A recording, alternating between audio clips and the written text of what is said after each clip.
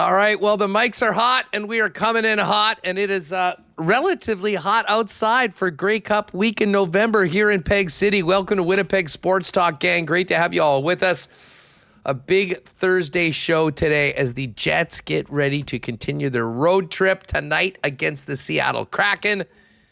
And, of course, the festivities are officially underway downtown and throughout the city for the 2025 Grey Cup Festival, heading into the big game on Sunday at Princess Auto Stadium. We're going to have plenty of Jets talk today, and we'll also get into the Grey Cup. Baming's actually going to join us. He had a really great sit-down with Trey Vavell, who, of course, is going to be our hope at the CFL Awards tonight. Vavell, breakout star for the Bombers this year, up for both the CFL Rookie of the Year and Special Teams Player of the Year. We'll catch up with Baming for a few minutes, about 20 or so. Then we're going to talk to James Duthie, who is in town for the Grey Cup. James also has a new book, Certified Beauties, and he's doing a book signing and a little event to sit down with the IC boys tomorrow night at McNally Robinson at 7 p.m. So we'll talk to James about the Grey Cup and about the new book. Brandon Rewucki will join us for a little more hockey talk, and we'll get the latest on the Jets. Now, obviously, with this Jets game late tonight, the skate is not happening until about 1:30. So we're going to stay on top of this, and hopefully by when Brandon joins us, we'll have a little more clarity as to how the clean line lines are going to be looking tonight for the Winnipeg Jets. As we spoke yesterday with Weber, who was doing the drive-through at Starbucks when he joined us on his way to Seattle yesterday, I think there's a pretty good chance that we might see Dylan Samberg in the lineup tonight, which for the first time all year will significantly shake up the way the blue line looks, with Samberg back, presumably, if he returns, alongside Neil Pionk. And we will get the answer to the question we talked about yesterday on the program as to how that third pairing will look like when Dylan Samberg is back. So we'll get into that. And then around 2:30, a little bit more in the Grey Cup. And as much as it pains me to say this, the Western Division champion, Saskatchewan Roughriders, Rob Vanstone from the Riders, is going to join us. And then hopefully we will also have a boots-on-the-ground live report from Touchdown Manitoba and the Grey Cup festivities from none other than our own Connor Hrabchak. Now, Connor obviously does so much for us, on the Jets beat. But with the Jets on the road and the Grey Cup here, he was going to take in some of the festivities this afternoon. We thought, what a perfect time to maybe check in on how things are getting started. So we'll do that a little bit later on today on the program as well.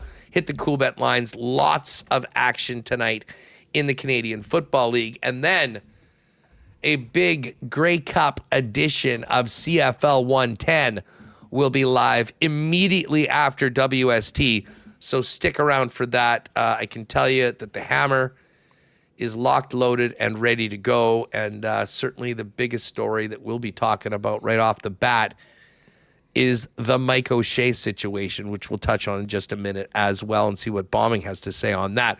Just before we bring in Michael Remis, a huge thanks to the sponsors that make WST happen each and every day. Of course, our partners at CoolBet. Pat's going to join us on the show tomorrow. We will do WST winners, Week 11 NFL picks and more tomorrow morning at 10 a.m. And Jake will be here in the Peg. And by tomorrow night, Pat will be here. And looking forward to hooking up with those guys for a real fun weekend heading into the big game on the weekend. Of course, our friends at the Winnipeg Jets. Don't forget, gang, tickets are going fast. Get your seats for our next WST game of the month, which is next Friday. Nikolai Ehlers' return to Winnipeg. Go to winnipegjets.com/WST. Grab your tickets for the game. It includes a beverage, a pregame meetup, and would love to have you join us after we filled our section for the home opener. And looking forward to keep the good times rolling up in the upper bowl with WSTers. HSC Millionaire Lottery, just a couple days left to get your tickets, so do that now, hscmillionaire.com. Of course, our friends at Rolly's Transfer, St. Patel Dental Center, Canadian Club, Uptown Alley, Princess Auto, Chud's Power Sports, Manitoba Battery, Clean Line, Plumbing, Heating, and Electrical, Boston Pizza, Royal Sports, Little Brown Jug. We'll get to a why not question of the day for Not Autocorp at Waverly and McGillivray. And, of course, get your fan feedback for fansfirst.ca. A very full Michael Remis joins us now. Remo, a great time had by all at the amazing Bell's Kitchen last night for the Grey Cup media party. And what's the over-under on when you'll be able to eat food again? Man, probably for dinner. It was Bell's Kitchen, so they said it was appetizers and like you could order whatever you wanted. I got a 2-meat platter. It was incredible. And how good is the brisket there? Oh, it was, yeah. They gave you barbecue sauce. I was like, I don't even need barbecue sauce with this. So it was a great night. Here's a picture of me, Liz, and Connor together with the Grey Cup. Pretty cool seeing it up close, checking out all the names. Met a lot of people, talked to a lot of people there, guests of the show. So a lot of fun to be out there and looking forward to the festivities. I do have my Grey Cup hat on, Huss. See, you got the Grey Cup. Doesn't compare to Dusty's Grey Cup jacket, which stole the show with the CFL logos that even got looks from the commissioner checking it out. So those are available at the convention center. Maybe we'll see if Dusty can jump on tomorrow for a couple minutes at the start of the show, and he can show it off. It is a reversible jacket. Yes. His outfit yesterday was just hilarious. I mean, he had this brand new reversible CFL jacket with all the logos of the teams on the shoulders. He was wearing an older CFL logo hat. Yes. And the T-shirt, the Radically Canadian CFL T-shirt, literally a poster boy for multiple eras of CFL marketing yesterday, as he's in town and he's going to be hosting Grey Cup Saturday. Yes, there is the jacket. If you notice the jacket, like the West teams are on the left arm and the East teams are on the right arm. What a great design this jacket is. It is. Now, I don't know. Did he have a second picture of the other side, the reversible side? I don't know. His Twitter is, as soon as I saw it, I had to have it, but he doesn't say, no, it's not reversible, but it's a very nice jacket. And I mean, this is like when you go, and this is the hat that he had on yesterday, Huss. Like when you go to the Grey Cup Festival, you got to wear, your best CFL apparel. If it's a retro jersey or jacket or current logo hoodie, you see, or whatever you're dressing up as. I call it CFL Halloween, the Grey Cup Festival, and you see some cool stuff. So Dusty breaking out the Radically Canadian shirt and the CFL. I do like this CFL logo. I don't know if I prefer this one to the current one, but they're all great, all great. Yeah, well, as I say, you're going to be seeing a lot of that downtown throughout the weekend, but it is officially underway. And my God, tomorrow might be one of the greatest days ever of showing off the city of Winnipeg. Convention Center looks amazing, and if you've been down there, they've closed York Avenue. There's going to be an outdoor social tomorrow all day, and it is going to be sunny and 11 degrees Celsius, if you can believe that, in the middle of November. So I know there's a lot of people concerned about global warming everywhere, but here in Winnipeg for Grey Cup weekend, the weather looks great. Temperature continues to rise potentially for the game. I think the high is now 3 on Sunday. So it'll be great. Anyways, we'll get to more Grey Cup stuff later on, and hopefully have Connor jump on with some sights and sounds from TDMB a little bit later on tonight. We got Winnipeg's own Watchman playing the concert series tonight. The team parties will get going, and it is officially on for Grey Cup weekend here in Winnipeg. But, of course, Winnipeg hockey fans, Reem, are going to be preoccupied tonight at 9 o'clock when the Jets and the Seattle Kraken drop the puck.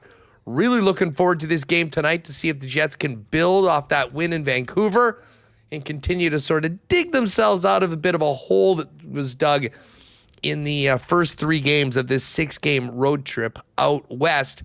And the question that we'll all be asking that will hopefully be answered by the time we're finished this program is, will Dylan Sandberg be making his debut on the Jet blue line for the first time this year? Yeah, what a boost to the blue line that would be. Cole Perfetti coming back, Dylan Sandberg, Morgan Barron still on the shelf, so they're hitting the ice shortly. It will be Philip Grubauer in goal for the Kraken. Ken live on location in Seattle on the case, and we'll wait and see if we have any clean line Jets lines. But hey, make the, as you said, dig themselves out of a hole. Lost the first 3 games. You won the last one against, who was that last one against? I'm so in Grey Cup Vancouver? mode. Yeah, Vancouver on Sunday. I'm in Grey Cup mode here us. Jesus Christ. And then Seattle, and then Calgary on Saturday. So we'll see if they can make it 2 in a row. Listen, For the record, a return. I was drinking water last night and drove home. Wade Allegedly. Wade was making fun of me too. He's like, "What are you doing here? This is a Grey Cup week." Yeah, well, and listen, I got it too as well. As I said, I've been digging deep to get through these shows this week. And I said I was a game time decision. I missed my first ever media party last night, knowing that I just wasn't up to it. And anything that I did last night, I would be borrowing from today and the rest of the weekend to pay for last night. So I'll be ready to go. Cool Bit boys are coming in. We're going to have a lot of fun this weekend. So it is time just to focus on. And hey, Jake will be in town tonight. We'll probably hook up and watch this hockey game this evening. And listen, I got to say, the response led by Adam Lowry in the game against the Vancouver Canucks, and just the play of the Lowry line and how good he, Niederreiter, and Iafallo have looked together, was just massive for the club.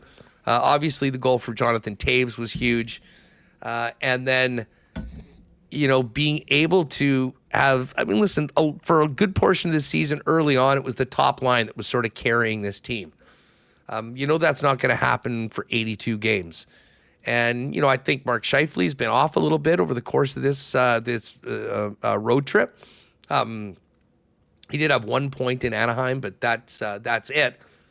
And it was the secondary scoring, the Toews line, the Lowry line, but Josh Morrissey, who was really leading the way. And Morrissey's been carrying a heavy load without Dylan Sandberg back. And Reno, I'm sure you would agree. It was great to get Perfetti back, and we're starting to see that second line take that next step.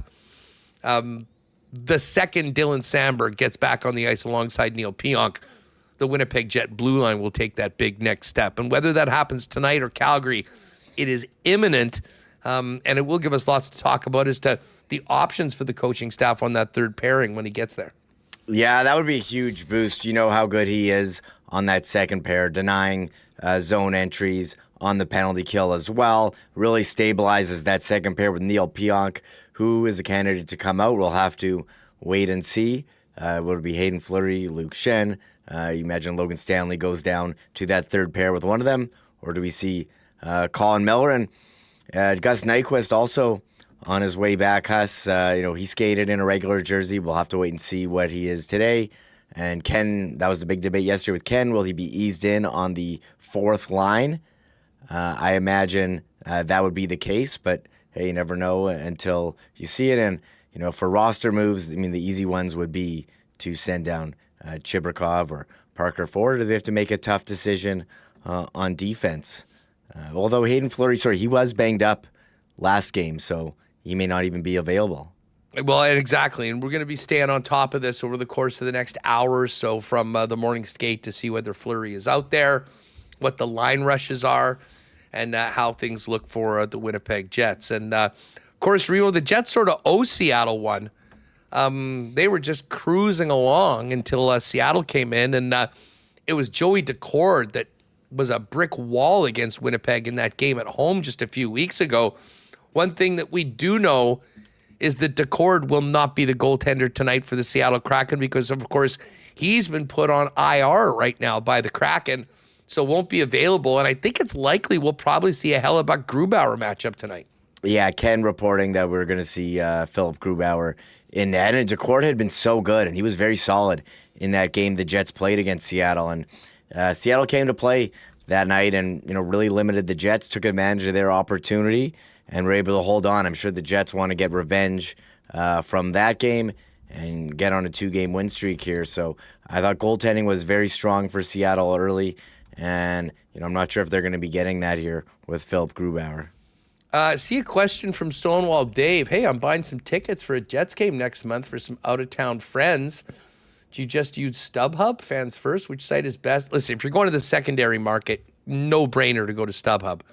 Or go to Fans First, I should say. Do not go to StubHub. StubHub is where what you see will end up being about 40% more by the time you pay for it. Highly recommend Fans First. And, of course, tickets, depending on what game you're looking at, also available directly through the club via Ticketmaster. But, yeah, if you are doing secondary ticketing, go to Fans First. And it's actually a good time just to take a quick look at what's happening for tickets for the Grey Cup. Because I know there's probably a lot of Bombers fans that were hoping to see their team in the Grey Cup, but that was not the case. Looks like the get-in price right now is about $195 in the upper bowl. A single ticket is $175. You can get in at $195, usually in and around in the low 200s. And if you want to get into the lower bowl, you can get, pairs in and around $250 to $270. So I think the rider presence has been good for the secondary market as well. Looking at, a number of seats that are available right now at a certain price. But, yeah, if you don't have seats and you want to get going, obviously the game is sold out. But our friends at fansfirst.ca have you covered, and we'll get to fan feedback for that a little later on. Here's our why not question of the day, Remis, and I'll put it to you and everybody else in chat. How spooked are you at all the noise around Mike O'Shea's potential departure from the Winnipeg Jets? Now, there was one very unsubstantiated report out of Toronto from a guy that used to be in the media for a while that hasn't been for a long time, that O'Shea is there. Certainly that wasn't the case by any of the most respected people around the league last night at the media party at Bell's Kitchen. But it is hard not to start feeling, a little bit more nervous about O'Shea sticking around, considering everything that is happening around this. So why not question of the day for Not Autocorp at Waverly and McGillivray?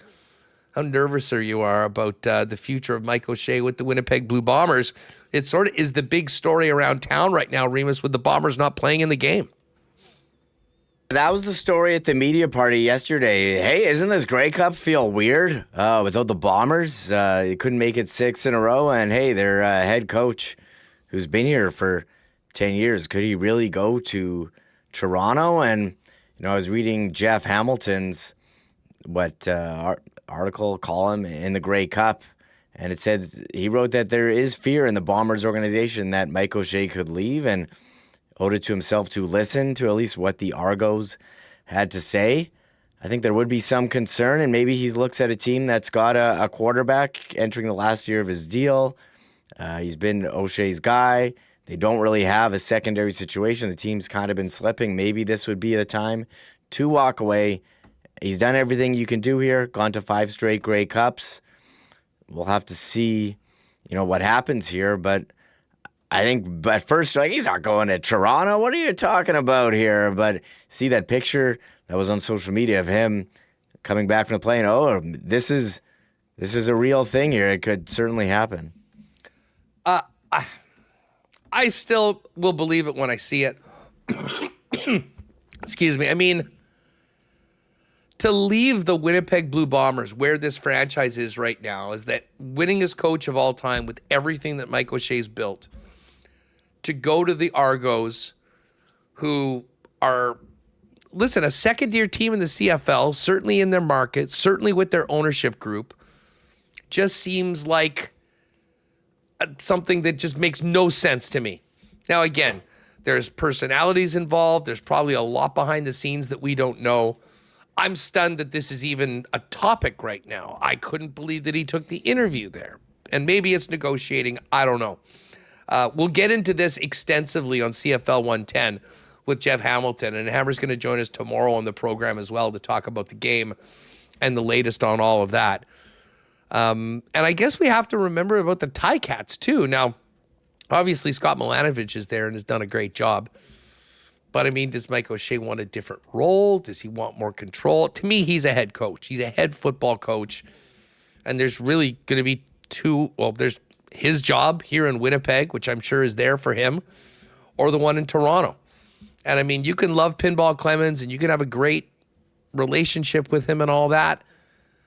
But I'll tell you what, dude, to leave what he has been such a big part of building here in Winnipeg, which is the envy of every other team in the CFL, it would be shocking. It would raise so many more questions about the organization, about where they go, if in fact Mike O'Shea went. I mean, what happens to the rest of the coaching staff? What does that do to the, player personnel? I mean, who's back? Who would be returning under Mike O'Shea that might not if he left? So, I mean, kind of unprecedented in this O'Shea era to be having these questions, and it's just such a weird thing to be talking about, especially this week of all weeks with the Grey Cup being right here in Winnipeg.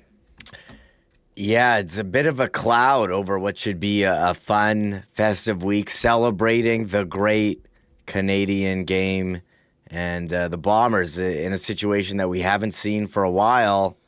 And you wonder if he did go, I mean, could we see the Bombers, I guess, could you see them miss the playoffs? You look at the West Division, Saskatchewan, pretty good. Calgary, BC, Edmonton really came on after the quarterback switch. And the Bombers, where would that leave them? With Mike O'Shea, would he take players like you saw Ted Govaya sign many Bomber players in Hamilton, leaving it really wide open what the future of the club would be? I mean, I know there's a few people that say, hey, it's time for change. I don't feel that. I think that they've got one of the most accomplished and best coaches in the league. The guy that's won more. I mean, this is about winning, and who's won more than Mike O'Shea in Winnipeg? The answer to that is absolutely no one. I know the last 3 Grey Cups have been very disappointing, but there is a standard of excellence that Mike has built here in Winnipeg, and it would be an absolute shame if he did leave the Winnipeg. Of course, it's CFL Player Awards tonight, and Trey Vival is up for not one but 2 awards, and I think it was in around August after that game against Toronto, or maybe it was the Ottawa game, where on the show and on CFL 10 we started speculating: is it possible that Trey Vival could be a double winner at the CFL Player Awards? Well, we'll find out tonight. Club Regent Casino is where that will be taking place. Great venue for the CFL Player Awards. And Vival, of course, as we talk with Ed Tate, a very, very wild story, background story that Ed Tate documented in that long read. And our pal Darrin Baming of Bonfire also caught up with Trey. And we're going to bring in Bomber just for a couple minutes before James Duthie joins us for his thoughts on all that. Let's fire it up, Remo, and bring Darrin in. Bombing, Grey Cup is here. It's kind of weird, man. No Bombers in the big game, but lots to talk about. How are you? How different is it without you having to cover the team that you do like you have the last number of years? Plus, it's super freaking weird, man. It's been like, you include the missed 2020 season, it's been well over half a decade since the Winnipeg Blue Bombers haven't been in this game. And I mean, I've traveled to all of these Grey Cups going back to when it was last in Winnipeg, 2015. And the first year I covered the Grey Cup week for national TSN radio. And it's really strange. It's really, really strange. Like, I'm so used to texting with Darren Cameron, the director of communications for the Blue Bombers, like daily, and got to go talk to O'Shea, got to go see practice, got to go see what's happening. It's a different pace for sure. And thinking about the audience, your audience, my audience on Bonfire Sports, like fans probably don't want to hear the daily about, AJ Allen and Trevor Harris and the Saskatchewan Roughriders and what's going on with Davis Alexander's hamstring and all that. Of course, people are interested in the game and interested in those storylines, but we need to talk about Trey Vavel. We need to talk about, Mike O'Shea and his future, which I think is a fascinating storyline from a league perspective. It's the biggest one during this Grey Cup week. So, yeah, it's a strange week. It's too bad for Bombers fans that, really CFL fans, that a home team isn't playing in this game. But, there's no better place to enjoy the Grand National Drunk, as they call it, Grey Cup week and the festival and everything than here in Winnipeg with probably the best run organization in the Canadian Football League, the Blue Bombers, led by Wade Miller and his team. Putting on a fantastic event so far. It's kind of just getting underway here in Peg City. Yeah, well, and it is apparently just got just seeing this tweet from Knuckles Irving. He was talking to Toth on OB. Said the Touchdown Manitoba was packed minutes after it opened at 1:00 today. And he said, no surprise, TD Manitoba is the go-to party every year at the Grey Cup. And it is going to be raging. Connor's going to be down there. We'll get a little boots on the ground spot. But listen, I got to hit you on two things before we get to Trey Vavel tonight in the game. You covered the Bombers and Mike O'Shea for a number of years. I am still stunned that we're even having this conversation. To me, it is kind of unfathomable that Mike would leave everything that he's built here in Winnipeg with the best franchise, organization, fan support, all of that, to go to Toronto, who's going to be playing like 13 games on the road next year. And yet he took the interview, and it is the talk of the town. Just quick thoughts on the uncertainty of the future of a guy that is synonymous with the Winnipeg Blue Bombers. I'll try to keep it quick thoughts because I have a lot. And, Grey Cup week, it's an opportunity to speak to a lot of people that you don't normally get to speak to, especially face-to-face, which is always the best way to communicate and kind of gain insight and information. Number one, we know how Mike O'Shea has always handled his contract here in Winnipeg over the past, 13 years or whatever, 12, 13 years. He's always let those contracts expire. He has never signed a contract extension early. It's always been like a month left on his deal. That's something to just keep in mind. Number two, he's seriously considering this job. I don't think Mike O'Shea flies to Toronto for an in-person meet and greet with Maple Leaf Sports and Entertainment, the corporate juggernaut that owns the Toronto Argonauts. Why would you have an in-person interview if you're not seriously considering it? Number three, Toronto isn't Mike O'Shea's hometown. That's North Bay, Ontario. But it's pretty much home for him. It's where he is a Hall of Fame player, Ticats, but maybe most notably the Toronto Argonauts, where he was a Grey Cup winning player and Grey Cup winning coach as a special teams coordinator in 2012. It's, I believe, where he met his wife. It's where a lot of his friends and family are. And now his children are out of school, right? There's nothing really holding Mike O'Shea here in Winnipeg. I know for sure Mike O'Shea loves Winnipeg, has really enjoyed living here and moving his entire family here. He loves working for this Winnipeg Blue Bombers organization. If there's a problem, like, we need to make the meals better on practice day, you call Wade and it happens. You need a piece of equipment. You need something to happen for your football team. It's going to happen quickly. I think that'll be a huge challenge when there is no Wade Miller in Toronto. You're dealing with a corporate juggernaut. There isn't one phone call Mike O'Shea's going to make to, get a piece of equipment or get logistics changed or get something fixed. I think that's going to be a huge challenge, compared to Winnipeg. But all of that said, I think he's seriously considering this. There's a lot of appeal to joining an organization that has a lot of talent and that, frankly, needs Mike O'Shea. Because if they are, as it's been reported, a complete cluster, from kind of top to bottom in that organization, Mike O'Shea's the man. He rebuilt everything from the ground up here in Winnipeg. Yes, Wade Miller has handled a lot of that, non-football operations stuff. Kyle Walters, the late Ted Gavaya, Danny McManus, that support team. They've built the roster and that sort of thing. But don't think for a second. I know this to be 100% true. This is Mike O'Shea's ship in Winnipeg. He is the captain of this ship.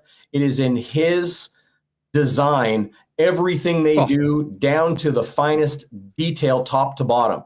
So if you're the Toronto Argonauts and you need to rebuild things from down to the studs, maybe even down to the foundation, Mike O'Shea's your guy. I don't want to say I think he's going, but I think it's a distinct possibility, Hustler, that he is going to take this job with the Toronto Argonauts. And that, of course, leads to the monster question. What next for Winnipeg? Well, what next? I mean, listen, that'll dominate our show for a lot outside of the Jets moving forward, outside of the Grey Cup, if it comes to fruition. And listen, I mean, we've kind of touched on this topic before, and I'll be the first one to admit, I kind of said, like, well, why are we even talking about this? As if this would happen. I mean, explain to me why possibly Mike O'Shea would even consider it. Well, guess what? He's apparently considering it. And hopefully maybe this is just some shrewd negotiation from Mike against a guy that can do a pretty good negotiation himself in Wade Miller. But I will concede that everything is on the table right now, and we should have some clarity post-Grey Cup game. Let's get to, listen, we won't talk too much about it. I mean, obviously he's up for 2 awards tonight. We had Ed Tate on earlier on, but you had a really good interview with Trey Vaval at Bonfire. I mean, just fill people in quickly on that, and we can get people who can head over later on today and check that out at their convenience. Well, as you had Ed on, like he wrote an amazing story talking about the incredible journey that Trey Vaval has taken in his life beyond his football career, and obviously including his football career. But a young, genuine man. And in talking to him one-on-one yesterday when those award nominees were available, he's a little loose-lipped. He kind of, let some swear words slide. And then, I left them in there because I didn't think they were egregious or overt, that sort of thing. But he's just a genuine dude and speaks his truth and speaks the truth of his experience. And fascinating hearing, I really wanted to get his insight because early in the year, Hustler, like, I don't know about your live chat. I'm sure it was similar to mine in the postgame show, and Trey Vaval would have a fumble and the Bombers would lose a football game. And it's like, okay, cut this rookie. We've had enough. That's not how Michael O'Shea operates. It's not how the Bombers operate, right? They went right up to him, and Vaval told me, he's like, Michael O'Shea went right up to him and be like, don't worry about it. Next play. It's going to happen again. You're going to fumble again. Don't worry about it. Focus on the future. And then Zach Collaros walks up to him and says, you got this. I've thrown a ton of picks in my career.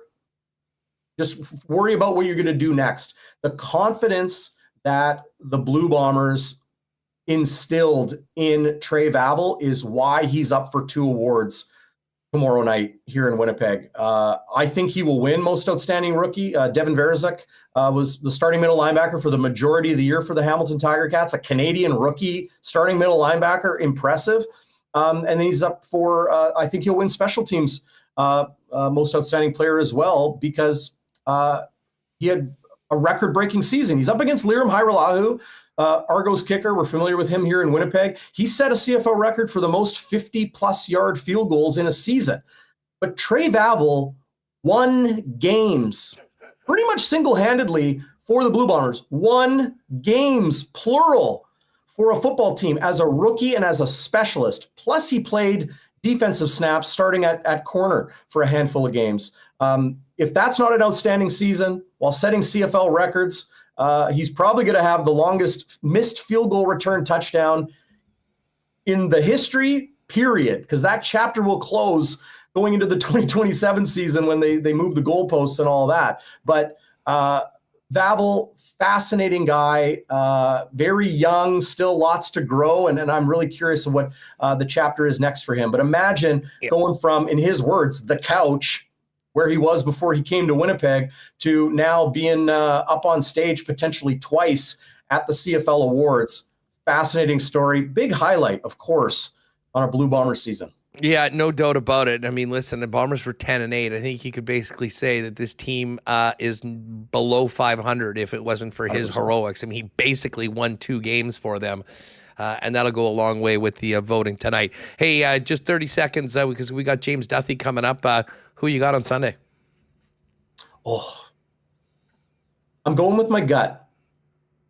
Despite all of the hamstring talk with Davis Alexander, I think the Montreal Alouettes are a better football team than the Saskatchewan Roughriders. I picked Saskatchewan to beat Montreal in this game back in May. I said those are the two teams. Riders win. Obviously, got a lot of flack from Bombers fans, but I think the Alouettes are so tight top to bottom. I think Davis Alexander is going to have a good football game. That's my 30-second response and something I could probably talk for an hour about, but it's going to be fun on Sunday. Love it. Baming, I'm sure we'll see over the course of the weekend of the game on Sunday. Bonfire Sports for that interview with Trey Vavel. I think you'll enjoy it. Enjoy the awards tonight and the rest of the Grey Cup festivities, pal, and thanks for jumping on. We'll see you soon. Appreciate you, Huss. Have fun this week, everybody. You especially, buddy. Yeah, well, the fun is already starting, and I'll tell you what, I'm still looking at this number over at CoolBet. Plus 165 now for Montreal. I think I can safely say it's not going to get any higher. There's no way. Now's the time we get in on the Alouettes, and the spread is still 4. We'll hit the CoolBet lines a little bit later on. Little bit of breaking news from Seattle here, folks. Our man, Ken Wiebe. Connor Hellebuyck is doing the starting routine with Dylan Samberg. So Hellebuyck will start. Samberg is wearing the same color jersey as Neil Pionk, which could be an indicator he returns to the lineup. We'll see what the Rushes bring here. And also mentions doesn't see Hayden Fleury out there after he left Tuesday's game against the Canucks. So we've got James Duthie coming up. Brandon will join us. Hopefully we'll have a little bit more clarity on the Jet lineup. We can do the clean line lines and figure out how things are looking as the team looks to get another win on the road. And maybe, just maybe, even up this road trip at 3-3 with a win tonight and a win on Saturday in Calgary. James Duthie's in the peg right now. He'll join us right now. But first, a big thanks to some of our great Winnipeg Sports Talk sponsors. Hey, folks, looking for something fun to do on the weekend? Listen, when you're thinking fun for both the family, groups of people of all ages, Uptown Alley is the spot. If you haven't checked out their amazing new facility at 1301 St. Matthews, what are you waiting for? An absolutely amazing facility with 5-pin bowling, 10-pin bowling, laser tag, an amazing arcade, games with great prizes, not to mention incredible food and all sorts of beverages, whatever you'd like to accompany with you on the lanes or while you're having fun. They've got a great daily deal right now. After 9 p.m., it's the Bowl and Play special where you get 90 minutes of bowling and a $10 arcade card for $20.49 for 5-pin, $22.49 for 10-pin. And, of course, it's an unbelievable spot for birthday parties for both kids, teens, or adults. An amazing group and corporate events with 3 easy steps to an amazing event. Pick your activities, your meal, your add-ons. And after that, the events team will take care of everything, and you'll have an amazing night. Tonight and anytime, Uptown Alley waiting for you. Get together with the gang and have a blast at Uptown Alley. UptownAlley.ca for more information on group events. And, of course, open 7 days a week. Our friends at Rolly's Transfer are ready to help you and your family on your next move. It's a stressful time. If you need a mover, why don't you do what Manitobans have been doing for over 60 years? That's leaning on the most trusted name in the game, Rolly's Transfer. Head on over to their website at rollys.com, hit on request an estimate, and put in the promo code WST for a special discount on moving services and moving supplies. Let them know when and where you're moving and what needs to be moved, and the friendly staff at Rolly's will turn it around quickly with a great quote and get you locked in for the white glove treatment that they are famous for, now into their 7th decade. For all your moving needs, lean on our friends at Rolly's. Find out more, request an estimate today at rollys.com. I see Dr. Terry's in the chat today. Our friends at St. Patel Dental Center, ready for a little marbles fun and a big weekend coming up. Listen, if you need your smile worked out, or if it's been a minute since you've seen a dentist, why don't you head on over to St. Patel Dental Center? They've been serving generations of Manitobans and have a beautiful new facility at 167 St. Anne's Road with state-of-the-art equipment and convenient free parking right behind the building. A full array of dental services, from cleanings and checkups to things like dental implants. Dr. Terry and his staff can do it all with a smile on their face to help the smile on yours. StVitalDental.ca for more information. Make an appointment and make it your long-term home for you and your family with a great group of people taking care of your smile. And hey, the weekend is here, gang. I know many of you are going to be popping by your local Manitoba liquor marts ahead of Grey Cup week next week. Make sure to check out the Canadian Club display for two things. Number one, limited quantities remain of the Winnipeg Blue Bombers Special Edition Bomber Label bottle of Canadian Club, the official spirit of the Winnipeg Blue Bombers and Canada's iconic Canadian whiskey. And in addition, with the holidays coming up right now, for a limited time, we've got the cranberry ginger ale with Canadian Club. We know how popular the CC and ginger's been over the last couple of years.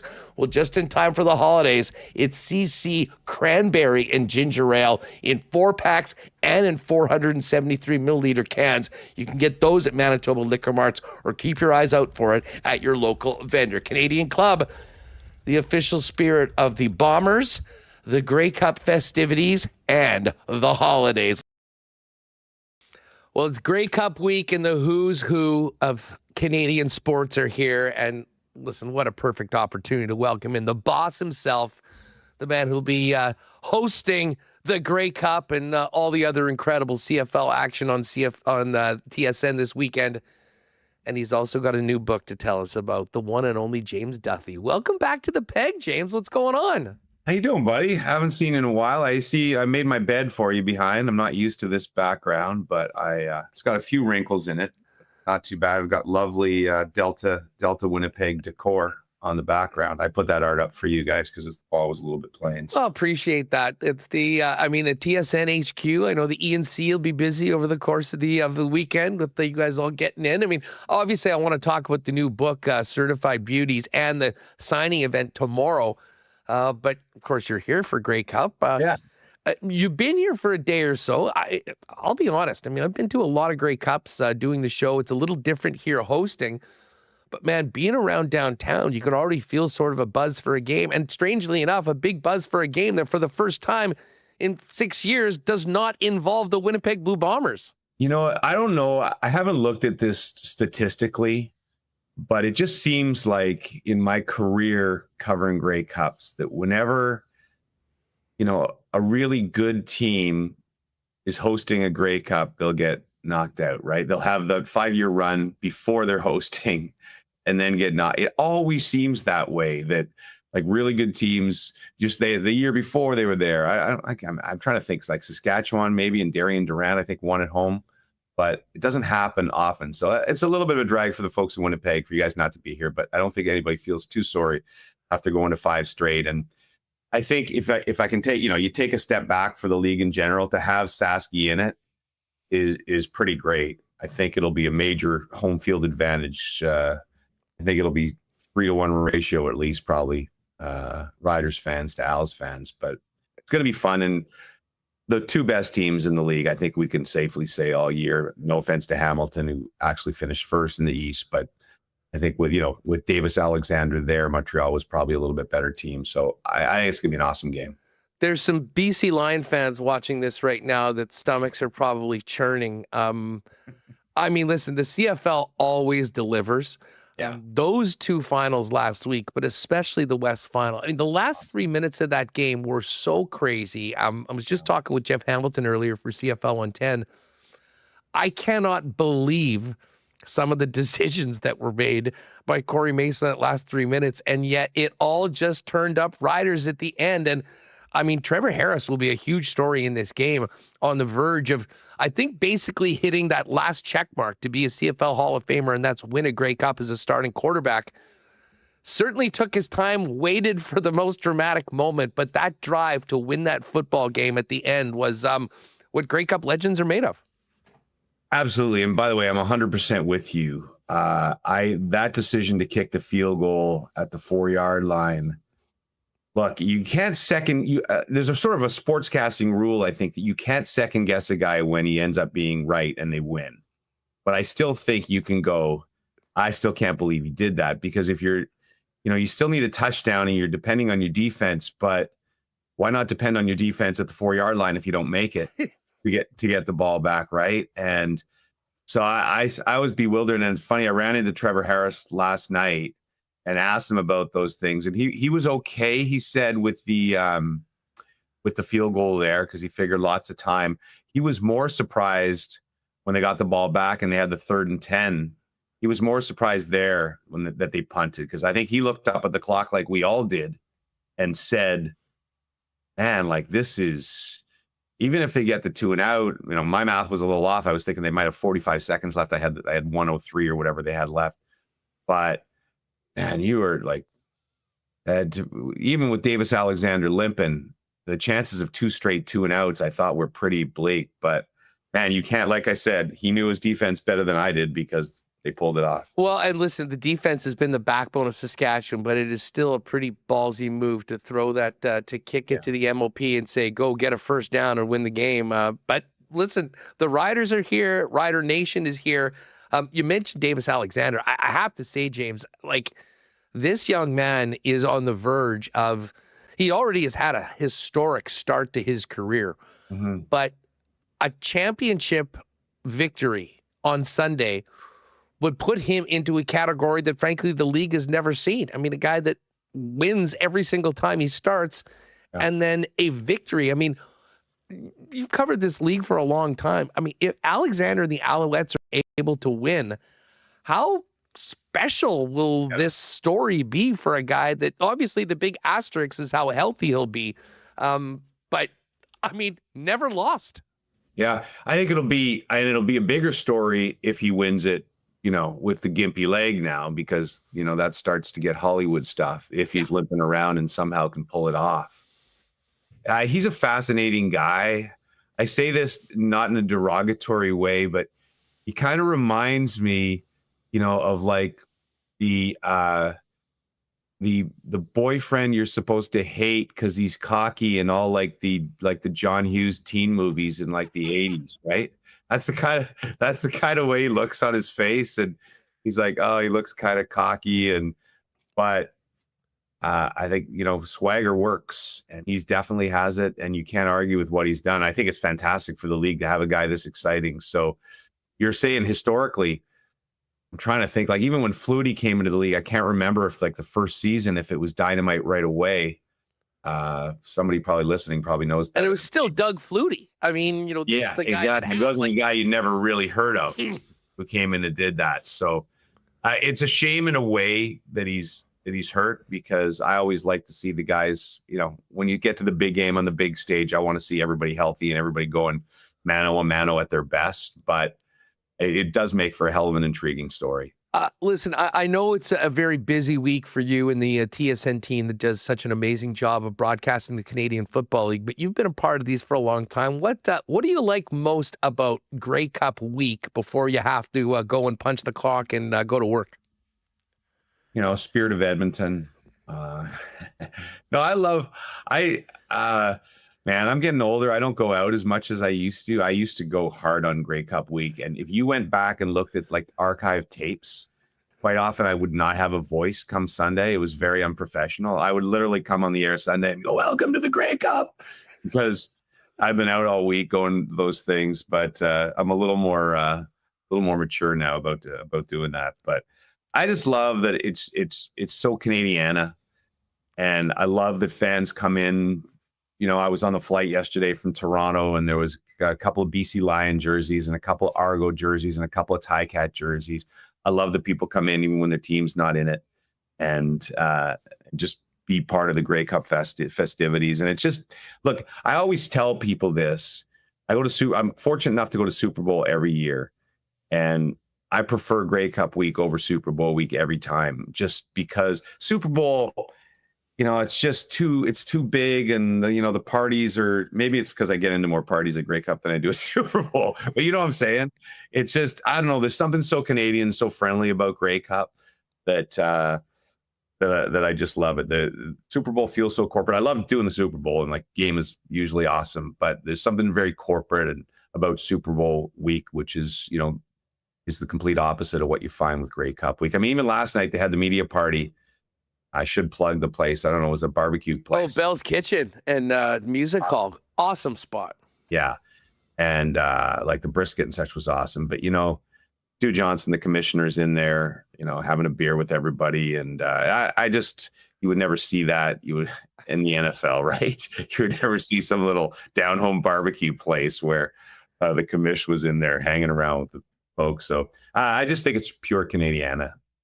Looking forward to, the game, of course, but mostly everything that comes for it. And how about Mother Nature smiling on us here in Winnipeg? I know people go, it's going to be 11 degrees tomorrow. They're having an outdoor social outside the convention center all afternoon into the evening. I mean, the stage is set for an amazing week, and obviously a hell of a matchup on Sunday when you guys go live. My first Grey Cup was Winnipeg. 98. So I joined TSN in 98 and was hosting CFL back then. Nobody probably remembers except me and my mom. So that was my first Grey Cup, and it was freaking freezing. I think that's still my coldest Grey Cup ever was my first one. It felt like it was like minus 30, minus 40. So this is a super bonus. I love the peg, and when the sun is shining, and anything around like 0, -2 is going to be spectacular. Well, and the fact of the matter is the Bomber fans don't have their team in the game on Sunday, but I know they and this city are ready to roll out the red carpet, even for the Rider fans, our rivals, and have a hell of a great party leading into the game. James, you are doing a little bit of outside of Grey Cup work tomorrow, and that, of course, is the book signing at McNally Robinson, along with their pals from Illegal Curve. We're going to be hosting at 7 p.m. at Grant Park, the new book, Certified Beauties, more of hockey's greatest untold stories. I heard about this book. I cannot wait to read it. Fill people in a little bit on the idea behind it and how it all came together. Yeah, thank you, brother. I can't remember if we came on during COVID, I wrote a book called Beauties. And the idea was, I've read a lot of hockey books and they're all great, but if you read like somebody's autobiography, right, you get maybe 2 or 3 amazing stories that you haven't heard before. And the rest of it is kind of, I grew up in a small northern town, and you get the whole life story.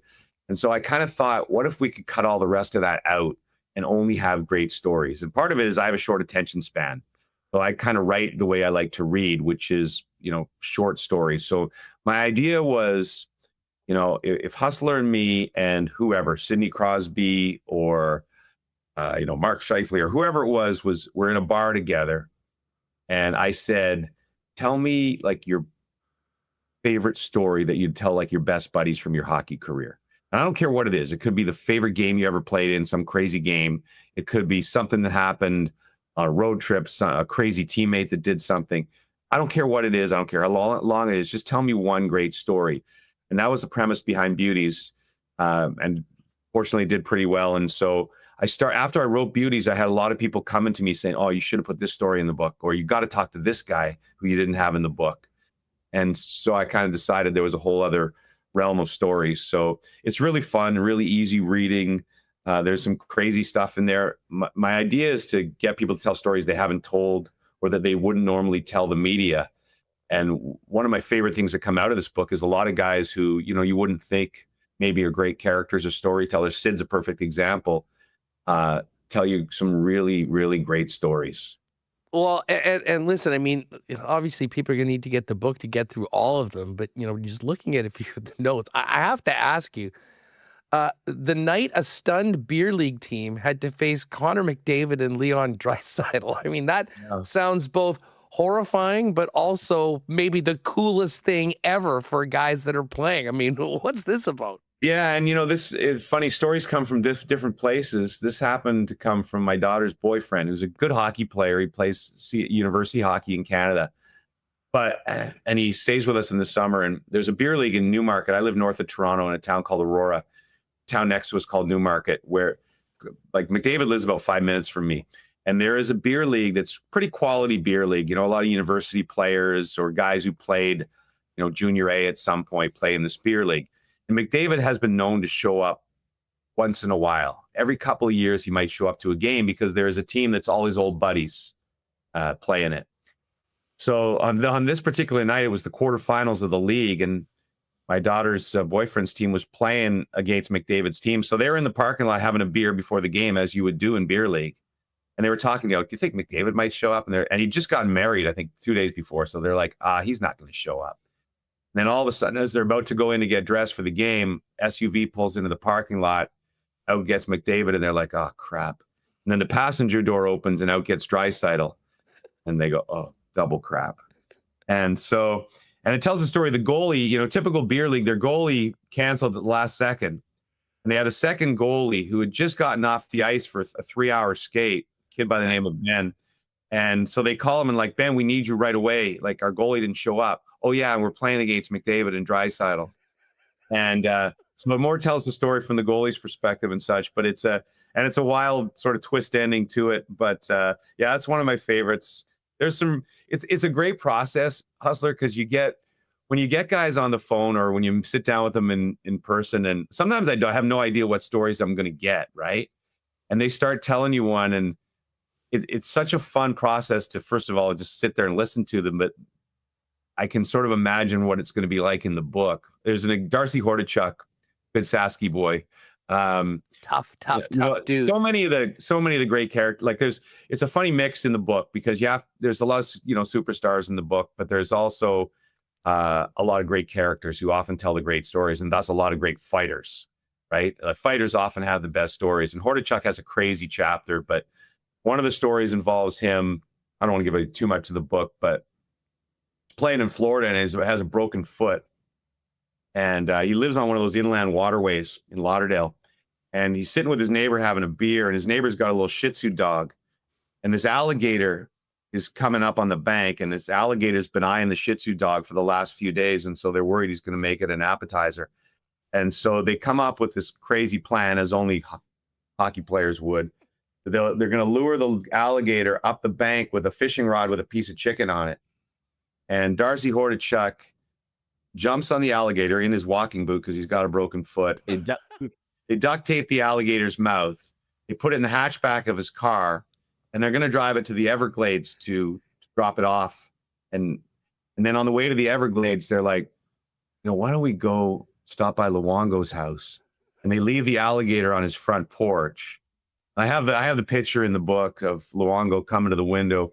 Actually, I don't know if that picture is in the book. There's a picture of Hrabchak on top of the alligator. But so anyway, it's stories like that. I just love, for fans, I think, taking them behind the curtain into dressing rooms. There's a crazy story about a prank that went wrong with the Ottawa Senators and Brady Tkachuk and Claude Giroux. And there's some, obviously, you have to have a heart in a book too. So there's some serious stories in there as well.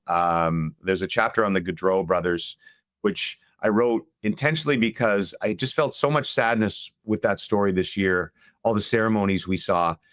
And so I tried to write a beauties type chapter where I talked to tons of his teammates and family members and asked them to tell funny stories about Johnny and Maddie, right? And so I think you get a lot of insight into who they were as people. And even though it's a sad chapter to read because we all know the ending, I kind of wanted to write something that their kids could read someday and say, "Oh, this is what my dad was like," right? And yeah, so I think if for hockey fans or if you have hockey fans in your life for Christmas or whatever, I think they'll enjoy it. You mentioned Sidney Crosby. He did the foreword for the book. Yeah. Tell us about that. I mean, you just text, "Hey, Sid, you want to do this?" Or are you working on him? I mean, in the first book, Sid was kind enough to do a chapter for me. And it was a great chapter. It was about how his real nickname is Daryl, how he got the nickname in Daryl in junior hockey. He had a crazy roommate that got in all sorts of trouble named Eric Nielsen. So that's Sid's chapter in the book. And when I approached Sid in the first book, I never actually sat down and interviewed him for an hour. I eventually did at the end, but he would send me voice memos. So I think he'd be on a flight or a team bus somewhere, and he'd be like, "Hey James, I thought of another story for you," and he'd tell me this story. And so when Roberto Luongo did the foreword for the first book, and then I thought, would Sid? I actually never thought he'd say yes to writing the foreword, but he was kind enough to do it. And just so people know, I don't have any illusions. I don't think Sid never sat down at a keyboard and said, "James Duthie's book, here we go."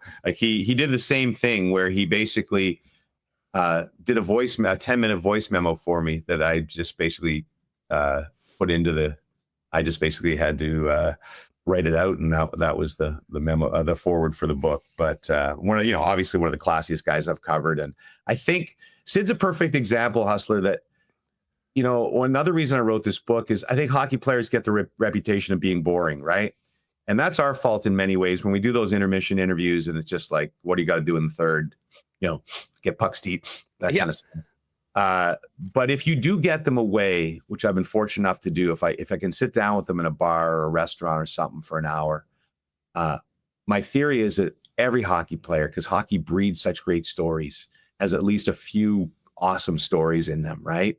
And I think it's sort of been proven right by the quality of stories that I've been able to get for the books. Well, I mean, even the guys that maybe start out relatively straight and whatnot, I mean, they're around a bunch of beauties all the time in their dressing room, on the buses, on the planes, especially at the NHL level. And even if they weren't the perpetrators of set stories, pretty much everybody has a ton.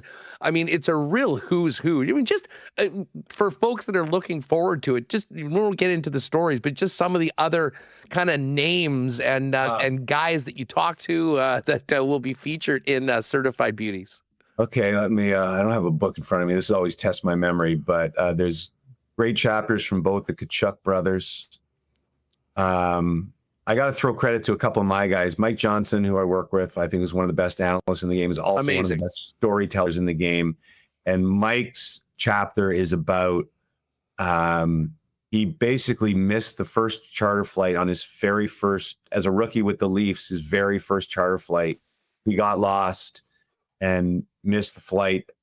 There's a twist to that, but so there's a couple from my guys, like Jeff O'Neill tells a couple of stories about going out in LA and getting in all sorts of trouble. Speaking of beauties, I mean, O-Dog. I mean, if we were doing a power poll of certified beauties, I might throw O-Dog in the one hole. Yeah, there's a great chapter about Daryl Sittler and Borje Salming, how they were friends when they were teammates, but really only became best friends after retirement, and everything that happened with Borje at the end.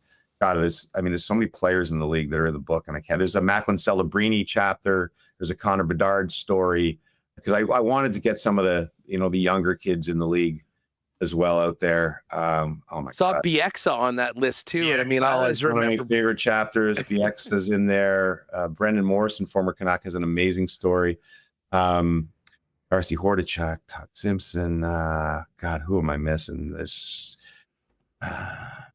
God, I really got to read the back of my book again. There's 50 chapters with like 75 different guys in it. So pretty much everything. I think between the two books, pretty much everybody you'd want to hear from is in one of the two books. And I know there's a bit on, one of the special Canadian teams, and that's a perfect kind of segue into the amount that we're all going to be talking about a certain Canadian team for a certain event coming up. I mean, man, this is going to be so much fun. And just bringing it back to Sid for a minute, who, of course, does the forward in the book.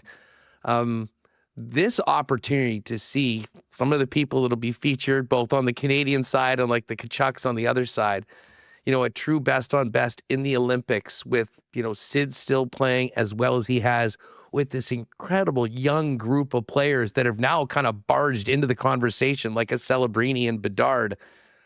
We've been waiting for this for a long time. We got a taste of it last year at the Four Nations, and I imagine you, like any hockey fan, cannot wait to see what unfolds in Italy.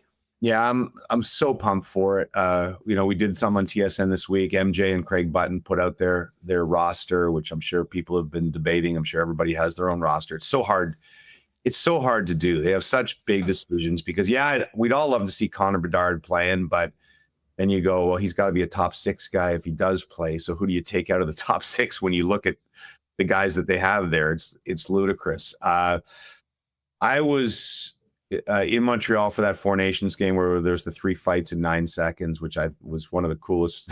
I don't know. It was just one of the coolest moments I've seen. Now, that won't happen at the Olympics, but I can't wait. I'm lucky enough to be going and covering it with CBC, and I'm just so pumped to watch McDavid and McKinnon on that stage playing in Olympic Games. I think it's going to be, when people ask me the highlight of my career, I usually start with 2010 and the gold medal game. I've been lucky enough to do a lot of cool things, but that I think will be very difficult to top. And I'm not expecting this to top that. There was so much there, with it being in Canada and everything. But as far as the quality of hockey and the potential for, just crazy ass games and the gold medal game between Canada and the US or whatever, I think it's going to be out of this world. Something tells me in the next publication from you, there might be a chapter or two about something to do with this Canadian Olympic team. And of course, the Olympics overall. Gang, tomorrow, 7 o'clock at Grant Park, McNally Robinson. The IC boys are going to be sitting down with James for a conversation, a book signing, and you'll be able to get your hands on Certified Beauties, which is out now and available everywhere. James, I hope you have a great event tomorrow, a great weekend in Winnipeg. Hope you have an awesome Grey Cup. And thank you, as always, for making some time for us here on Winnipeg Sports Talk. No, thank you, brother, so much for having me on. I always appreciate talking to you. Love what you guys always do here. And like I said, great to be back in the Peg. I might get out. You might see me at one of the, like a Spirit of Edmonton or something on Friday night. Yeah, doing one of those shot skis. Why don't we everybody, all your friends out there, everybody come to the book signing, and we'll just all go straight over to the bar. Raging the rest of the night, 9 p.m. Go time. James, thanks so much, and have a great weekend. Appreciate your time, and good luck with Certified Beauties. Can't wait to read it. Thanks so much, bud.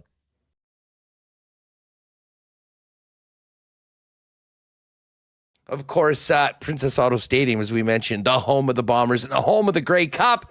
Princess Auto, as we welcome everyone to Winnipeg, Princess Auto, synonymous with Winnipeg, founded and headquartered right here in the Peg, and now coast to coast, but with 3 Manitoba locations to serve you, where you'll find the best deals on the most unique assortment of tools and equipment around. Everything you need to complete the projects on your list or start something new waiting for you at Princess Auto right now. Pop by and see them in store today, Panet Road, Portage Avenue West, or shop online 24/7, 365 over at princessauto.com. I had a little bit of the white stuff last night, and while that might freak out a lot of people, who it's not freaking out?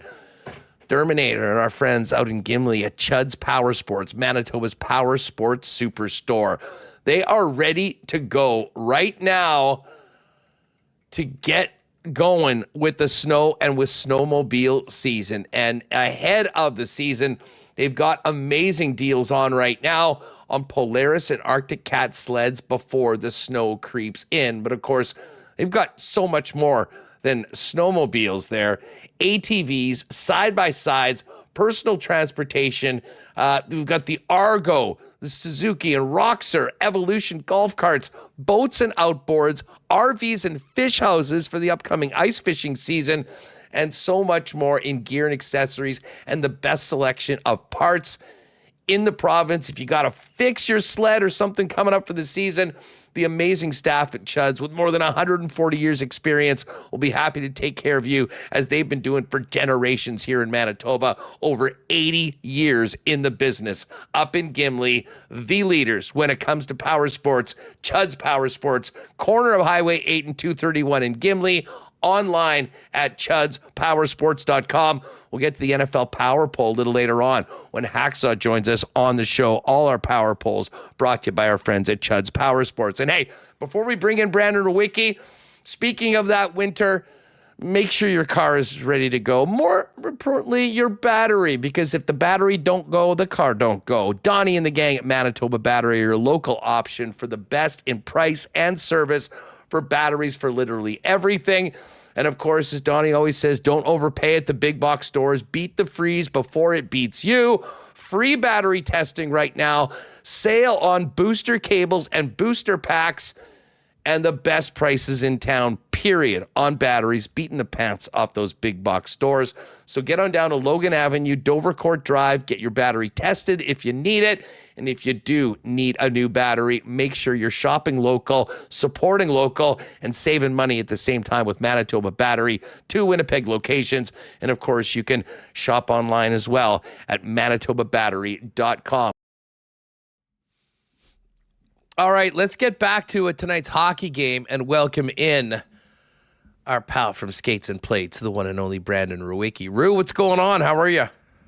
I'm doing pretty good, man. How are you doing? I'm well, and I'm well because we have been waiting and waiting, and the time has come. Dylan Samberg looks to be back in the lineup tonight. Just getting news from Ken that both Nyquist and Dylan Samberg have been activated and will be back in the lineup tonight. We'll get to the clean line lines in just a minute for how they look, but I mean, listen, they've the record's good. I mean, obviously you've had this slip up during this road trip, got back into the win column, but this team is different on the back end with Dylan Samberg in the lineup. Yeah, that's worth staying up till 11:30 tonight to watch that. I mean, what I'm most intrigued by is how he's going to impact this team offensively. You know, like what he does as really more so the shutdown or the defensive conscience of that second pair. We all know that, but I do think his offensive game is a little bit underrated, and I'm intrigued to see. I mean, you know, what's kind of gone under the radar in the team starts so far is the fact that Neil Pionk has only picked up 2 assists through the first 15, 16 games, right? And I mean, for a team that needs offense anywhere they can get it, like to have Pionk performing and producing at the level that we're accustomed to is going to go a long way into that. So his partners turned into too much of an offensive juggernaut for Pionk to have any chance at points. Well, there we go. So now the roles could be reversed a little bit, but I mean, we kind of all knew it was difficult,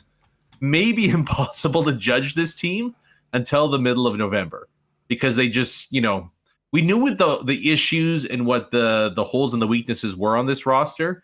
And then we knew how they would be exemplified when they had the injury concern and the injury bug they did at the start of the year. So it's almost like now, 16 games in, it's like, okay, the start of the season's officially here.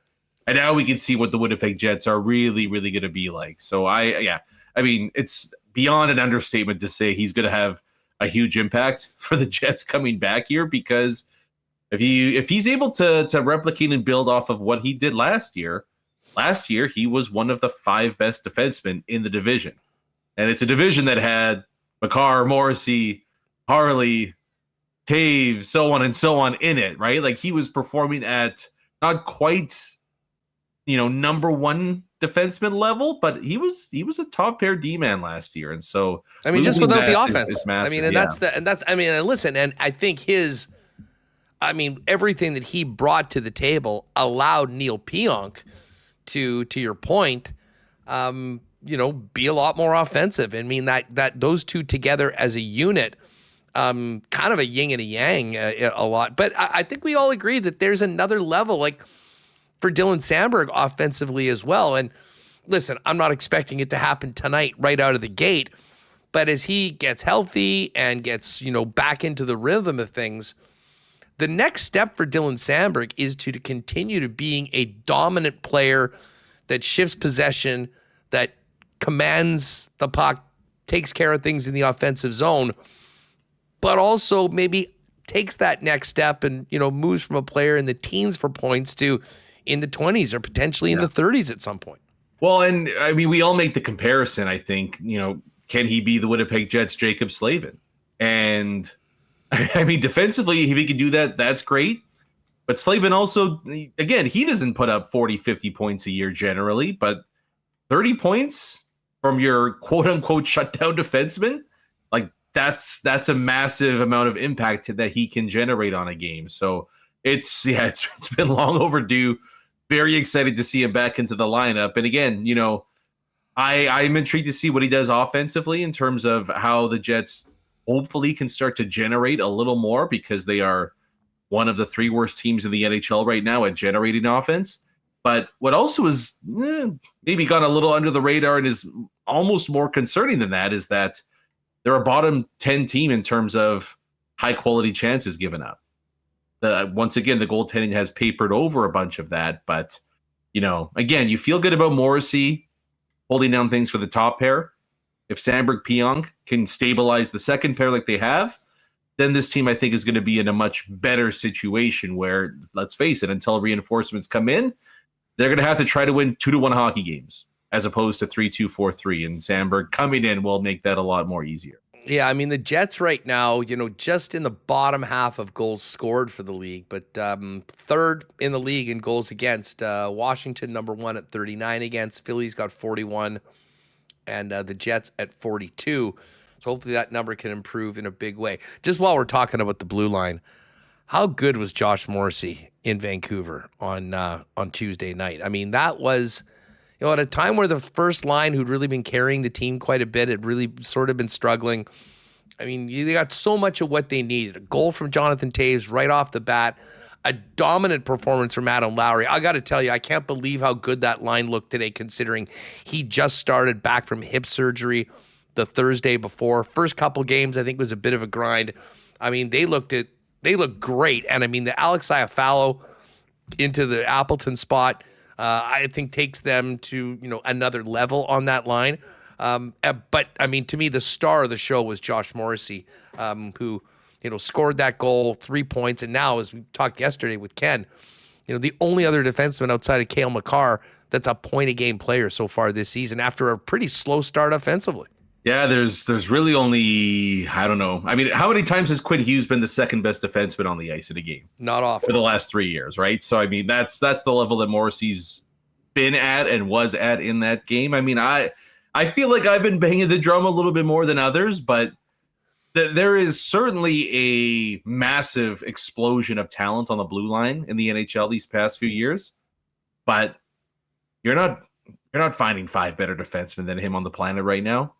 There's no way. And there's some great guys out there. And obviously Cale Makar is going to sit atop the list probably, 2035 might be the next time we have this discussion. But I just think in terms of what he's able to do both at both ends of the rink, but he does a lot of damage 5-on-5. And he is really the underrated engine that stirs the offensive drink for the Winnipeg Jets. Again, because they don't have a ton of punch further down their lineup. And so he is, I mean, you gotta give the top guys credit more so than maybe any other team in the league where they've needed them to drive the bus, and they have so far. And it's really been the Scheifele, Morrissey, Hellebuck show right from the start of the season. And if it hasn't been that way, they're probably looking at a sub 500 start, to be honest. I think Morrissey, that game is just kind of like the wow factor, but I think he's been that good all year long.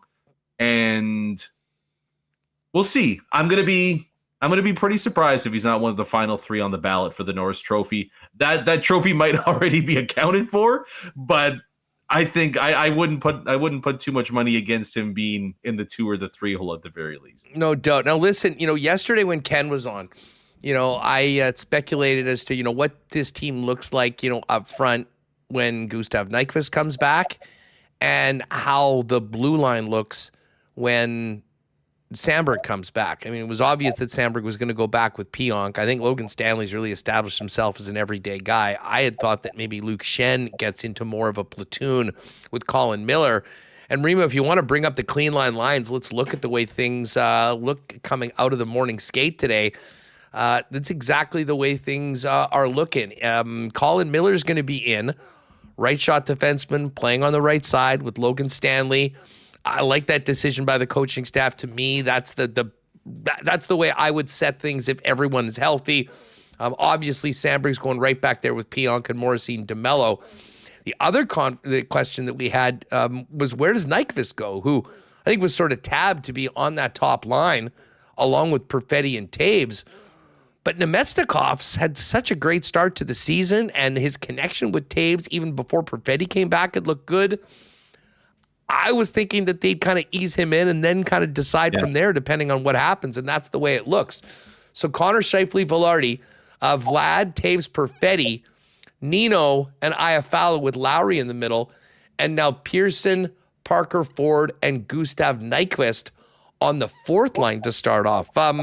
Thoughts on just the way Scott O'Neill's lineup card looks as we look at today's clean lines for the Winnipeg Jets, as always presented by Clean Line Plumbing, Heating, and Electrical, your local leader for over 40 years in the official plumbing service of the Jets. Captain approved by the captain himself, Adam Lowry. Yeah, no notes. It's probably what, like, if you ask the average fan, they'd probably be like, yeah, that's what I would go with. So that's, I think, the right move to start here. I mean, Vladdy has just been, he's just been the most underrated player ever here in Winnipeg, where whenever you need him to fill into that second line and whatever role it might be, down the middle on the wing, he's found a way to get it done. But he really has given that second line a jolt, right? Because there was a time where the production was so minimal, but he's been tremendous there. And I think too, it allows Gus to maybe give a bit of a spark to the fourth line, which has been pretty anemic offensively so far this year. You don't need him to play, 14 minutes to come right back at it out of an injury. So I don't think there's anything here you would really give much consideration to changing. Again, though, just looking at the forward group, you plug in some kind of dynamic second line winger from some other organization, and that forward group all of a sudden starts to fill in pretty nicely there. And then a Morgan Barron too to take over that 4C spot when he's healthy, right? So it's like it's almost there, right, Huss? Like the pieces of a real contender, it's getting closer and closer. But as far as the current iteration of the Jets, I think this is their best lineup they can. You know what? I mean, just as far as if we're thinking about an ad, and obviously there's limited resources, you can't just go, oh, yeah, we're going to get a top six forward and all that. I mean, me personally, if it came down to a top six forward to be on the second line or a top four right shot defenseman that would maybe push Dylan DeMello down and play with Josh Morrissey, I got to tell you, I'm voting for the latter. They're both mandatory. I don't think it's an either or situation, which is not what you asked, but like I just you look at what Colorado's putting out there right now, and I think they're probably the cream of the crop in the West. They're number one on the Chud's Power Sports Power Poll right now. So and I mean, they don't really have that level of weakness. And I guess I would say this too, like, it's different because now you don't have to empty your bucket at that 2C spot. And we all know how center prices at the trade deadline just get jacked up, and it messes with your whole plan. But you can legitimately get like a good second line winger for a reasonable price. Defenseman, that's going to cost a bit. But I just think with where this team is at right now, like, you could legitimately fill both of those holes.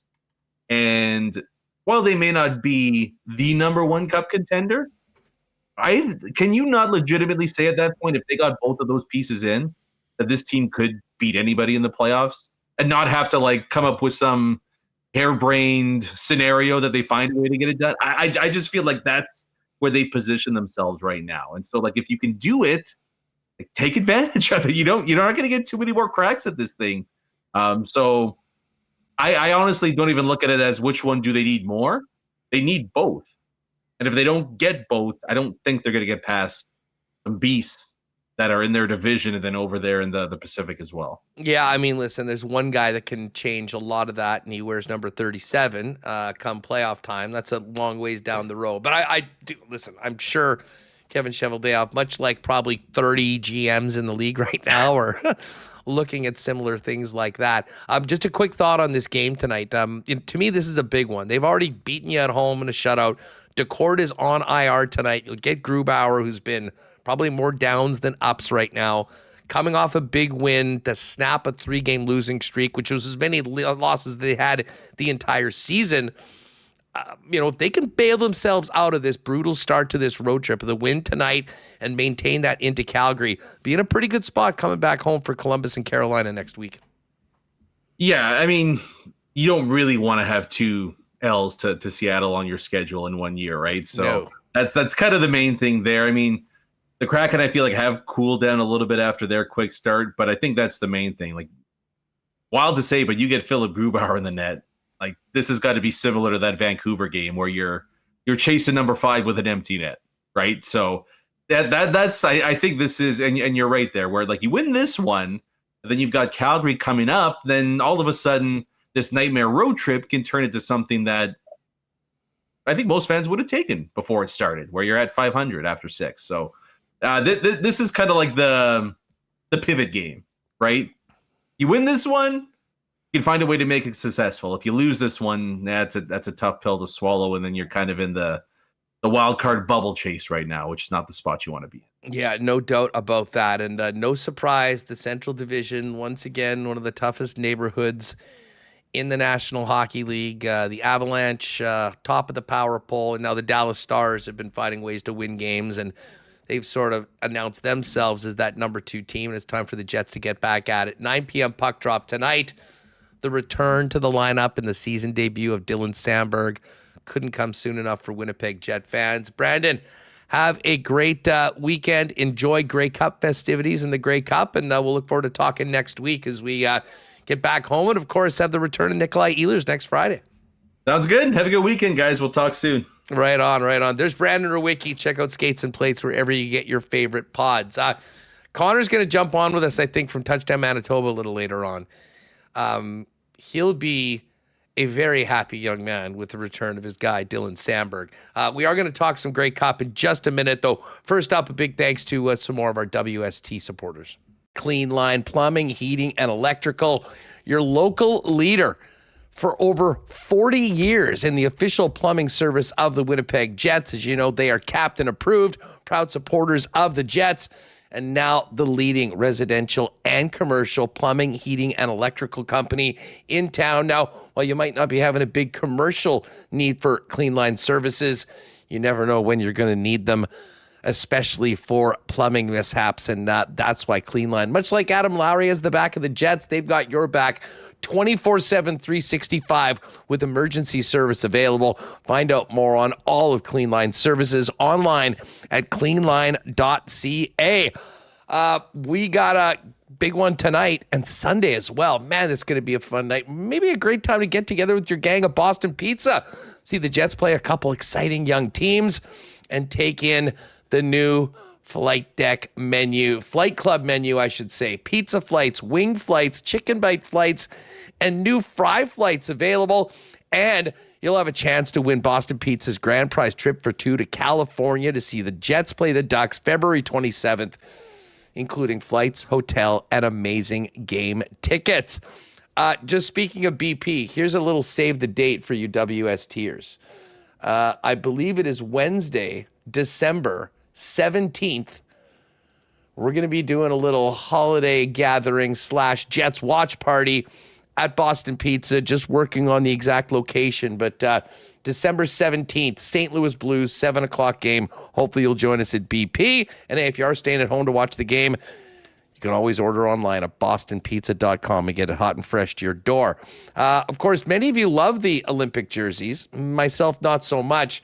I can tell you very soon they're going to be coming in at Royal Sports, because if it's a Jet jersey, if it's a Canada jersey, if it's Jays merch, Royal Sports is the place to get it all right here in Winnipeg. The biggest supply and stock of literally everything, which is a perfect time as we get ready for the holidays, whether you're looking for the Jet fan in your family, the Bomber fan, someone with an NFL team, a different NHL team. They've got it all at Royal Sports. You can take care of everyone on your list that's a sports fan in one spot. And of course, they're also the hockey superstore for over 50 years, with everything from full equipment to pucks, stick tape, skate sharpening as well. 750 Pembina Highway, Royal Sports. Follow them on Instagram as well at Royal Sports Winnipeg, especially heading into the holidays for latest merchandise drops and sale information. All right, just before we bring in Murat, it is Friday. I know Hacksaw wants a 1919. Let's give a big cheers to our friends at Winnipeg's favorite local brewery, Little Brown Jug. You train day in and day out, learning new techniques, approaching new concepts, and living out the thrill of achieving your goals. Building a craft beer is no different. While you spend your hours on the ice, we spend ours here, brewing our trademark beer. Again, and again. Here's to pushing the status quo and challenging ourselves to build something memorable. 1919 by Little Brown Jug.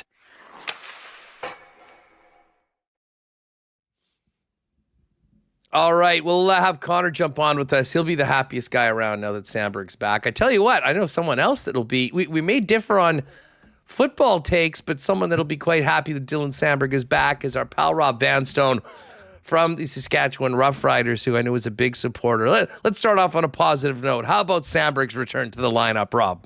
I'm very happy, especially I have a very good friend in Regina named Sam Berg, and we just had lunch a few weeks ago. So I know Sam Berg is Sam Berger's favorite player, and he's moved quite quickly up my ladder as well. Let's first off, congratulations. The Riders did it.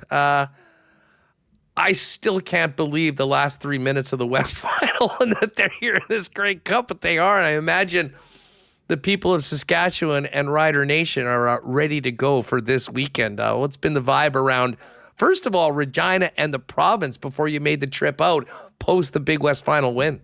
Yeah, there was a big send-off outside the stadium on Monday, and as the players walked toward the bus, there were hundreds of fans there waving banners and a few people with instruments and lots of, it was a really nice send-off. That was, I think a lot of the people were really appreciative of that. I know everyone was. It was kind of weird looking at it from the seat in the bus. And as the bus made a turn, I saw this police car in front. I thought, I've never gotten a police escort before. So it took me 61 years, but I finally got one. I don't really know what the vibe is in Regina. I haven't talked to my dog to ask her about it, but I can imagine it's building. I've been in Regina during Grey Cup weeks before, and not for much of the Grey Cup weeks typically, but everything will stop. When I was at the Regina Leader-Post, one of our news editors had a great idea. Send somebody to the downtown shopping mall during the Grey Cup game. And it was ghost town. It was such a cool story. And I imagine the same thing will be the case on Sunday. Yeah, listen, I mean, I can imagine how fired up everyone is. Tell us about the team and where they're at right now, because, I mean, they had about 4 or 5 near-death experiences in that final 3 minutes of the football game. I can imagine. I mean, for the record, I still cannot believe they kicked a field goal from the 5-yard line with less than 3 minutes left. But everything that Corey Mace did, he believed in his defense, which has been the backbone of this team, even against Nathan Rourke in that environment, and it paid off big time. And now this team, one win away from accomplishing the goal they set out at the beginning of the season. I can show you a contemporaneous text message that I sent to my friend Cindy right after Corey Mace decided to kick the field goal on 3rd down. And she was kind of wondering about it. A lot of people were wondering about it. And that was a big juncture in the game. And my response to her that I thumbed into my phone was, you're buying some insurance there. The way Nathan Rourke had been moving the ball, let's say they get the ball on the 5-yard line, start a possession, move 50 or 60 yards and kick a field goal. That makes it a 2-possession game and it's over. So in addition to demonstrating faith in the defense there, he was buying himself some extra points and I think reducing the margin of error. And that ultimately the 3 points was the margin of victory. He came out of it looking great. I didn't have a problem with the field goal there because you just get, with a quarterback of Rourke's abilities, even his defense such as Saskatchewan's facing him, I don't think you can be sure that he's not going to stop scoring at some point or stop helping put points on the board. So that in a sense would have bought the Rough Riders another life had Rourke moved the ball down and kicked a field goal, as opposed to what the alternative would have been, a 105-yard touchdown drive, and that would have been it. Yeah, well, I mean, I from my perspective, I just thought that, even if you don't get it, they've got the ball. You need a touchdown either way. They'd have the ball on the 5-yard line. If you can get that stop and get it, you're still in a pretty good spot. I mean, it sort of did flip that field, but at the end of the day, they got the ball back. They had a minute left after punting again, which was another interesting decision, and it came down to Trevor Harris. And Trevor Harris, to me, is such an interesting figure in this game. I mean, the quarterbacks always get the attention, but in this one, Rob, he could really put a stamp on an incredible CFL legacy with a win on Sunday, in that, he's got 2 Grey Cup rings, but he wasn't the starter. He's had an incredible career, 39 years old, still doing it at a really high level. that drive in the final minute of the West Final will be something that will be, if they can win, will be part of Rider legend for years. And to be honest, I think pretty much stamps him, if he can get this win on the weekend, into an eventual CFL Hall of Famer.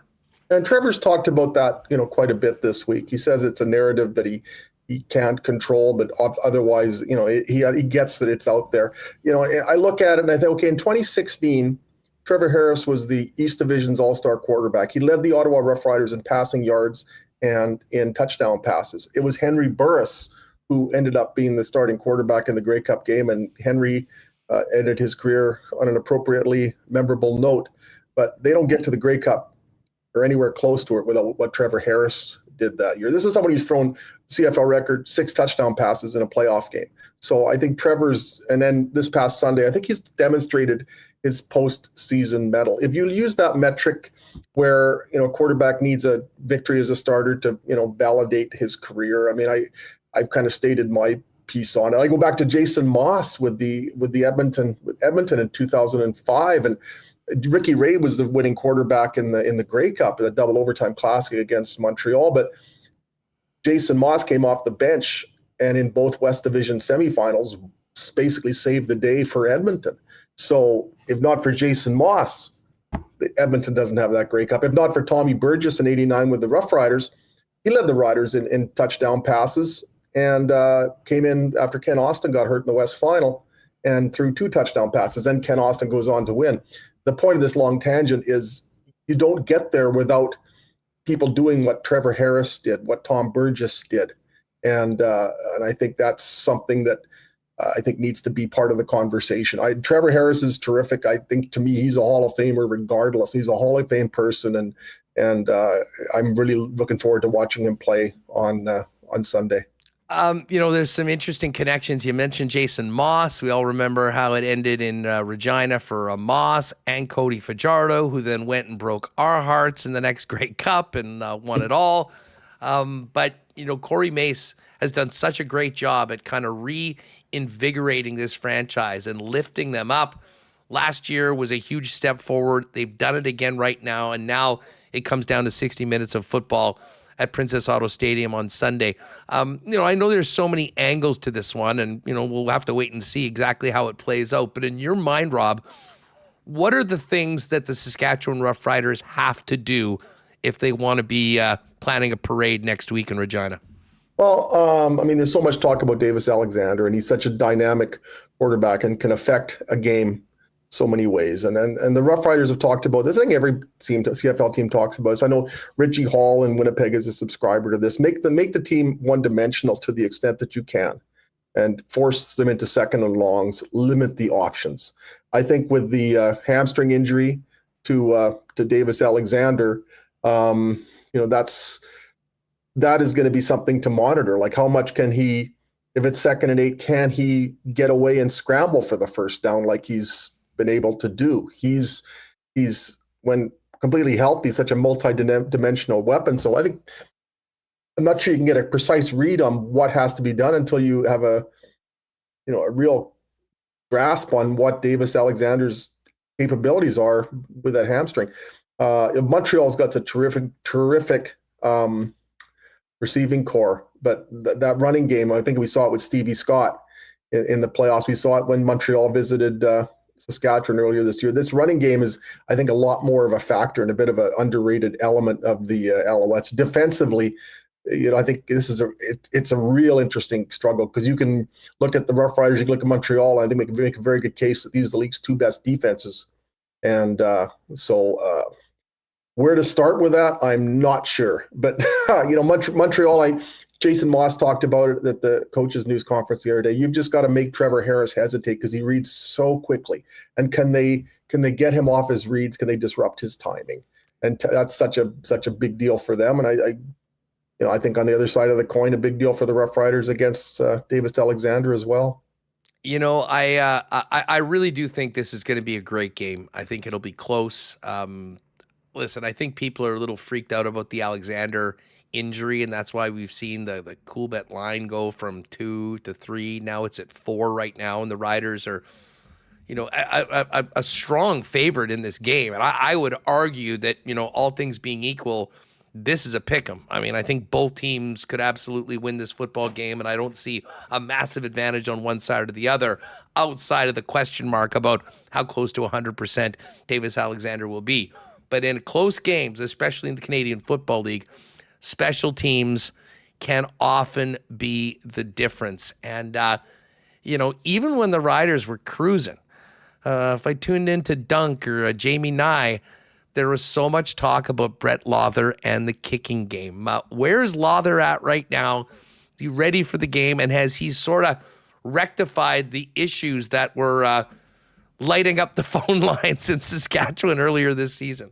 I think if you look at it over the latter portion of the season, there really wasn't an issue with his kicking. If you look at the West Final, between field goals and converts, Brett Lawther made everything. Sean White, who's normally money, hit an upright on a 42-yard field goal last week for BC, and the game ended up being decided by 3 points. And I think, that's Brett Lawther's been such a tremendous clutch kicker for this team dating back to 2018. And when it's a real crucial situation, he comes through. He was 3 for 3 last week. He had 3 5 for 5 games this season, including one in Winnipeg, where he was basically the difference in the Labor Day rematch. So, and I think that game was one of the keys to really getting him on the trajectory to which we are accustomed. So I have absolutely no concerns about Brett Lawther, and I wouldn't be surprised if it comes down to a field goal, because the way the Rough Riders have played this season, so many games have been close. And as you said, Huss, I mean, these teams are so evenly matched. I'm prepared to, after the game last week, I showed somebody a fingernail that I'd been gnawing on feverishly, and it was not looking healthy. And I imagine the entire finger might be gone on Sunday. If it's another close game, I'm not sure I can take it. Yeah, you might need to get a chew toy and tape them up, because I think you and the rest of Rider Nation are in for what should be a nerve-wracking game, but a pretty big opportunity, not only to win the Grey Cup, but to do it in, of all places, the home stadium of their biggest rival, the Winnipeg Blue Bombers. Tell you what, Rob, we're already seeing some green on the streets. I think that's going to really crank up over the course of the next 24 hours. And as much as I think a lot of Bomber fans will maybe be cheering for Montreal, I think it's great for the weekend, great for the Grey Cup festivities to have the passion of Rider fans coming in. And one thing we know from the Labor Day trip every year in the Banjo Bowl, we may get after each other and have some fun on game day, but there's no party like a party with the Rider Nation and the Bomber Nation there. And tell you what, I think this is going to feel like a big, long, extended Labor Day weekend on steroids, and that's great for the Canadian Football League. Well, it's funny. When I was in Winnipeg for the Labor Day rematch, and the first 2 people I talked to entering the stadium, I'm decked out in everything Riders. They both said, "Welcome to Winnipeg," which I thought was really nice. And maybe they knew I was a Jets fan. And it was funny. Me and a colleague of mine, Emily Sauer, S-A-R-A-U-R-E, Emily Sauer. She, her and I were walking toward the tailgating, and this gentleman in a cart stopped with his associate and said, "Just so you know, the Bomber store is back there, and we also have a jersey exchange program if you're interested." That person was Wade Miller, and did we laugh? I thought that was so funny and so good-natured, and that was basically the tenor of the day. Everybody was nice. Hey, I'm a Jets fan. I've made lots of trips here. There's nothing that I can say ill about Winnipeg, and I've had a fantastic time here. The people have been great. Well, I can tell you this. I mean, and especially this year for our Labor Day trip.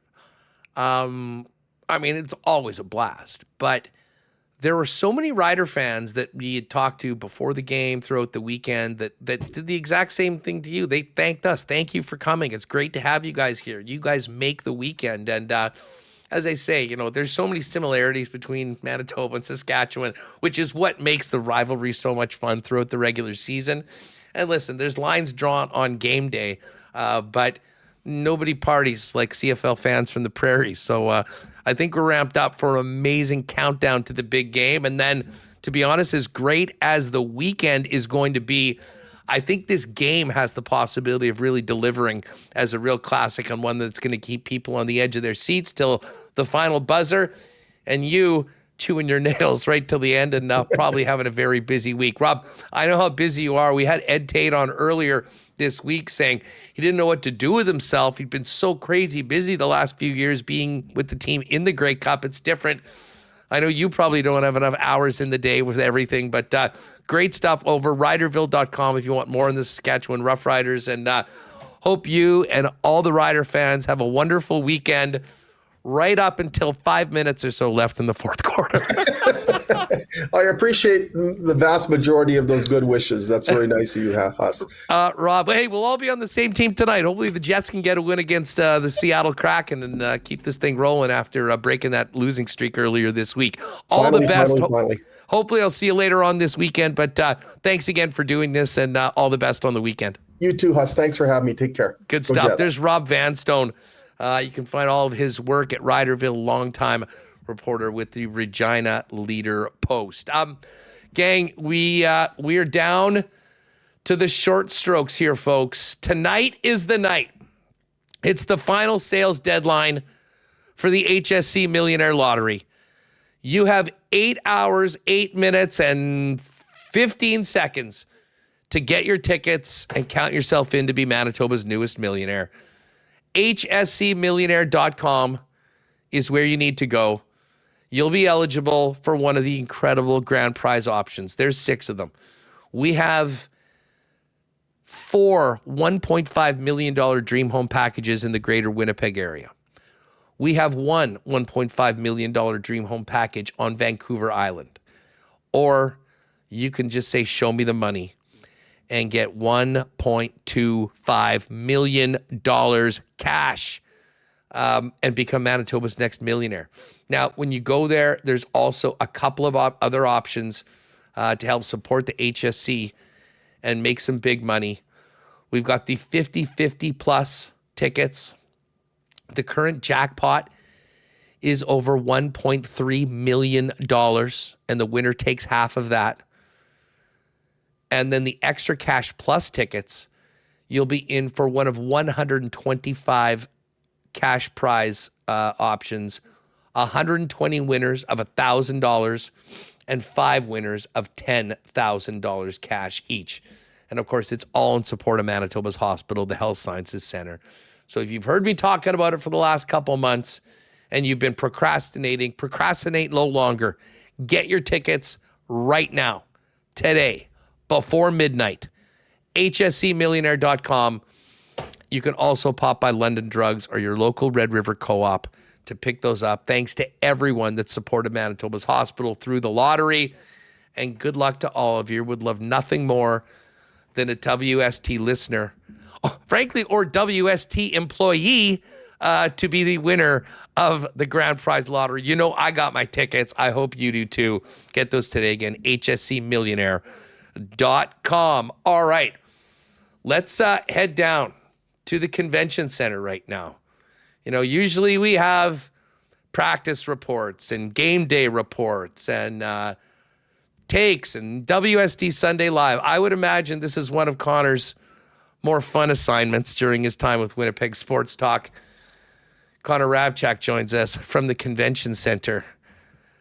On boots on the ground, reporting for WST. Boots. What's going on? How are no boots, not booze?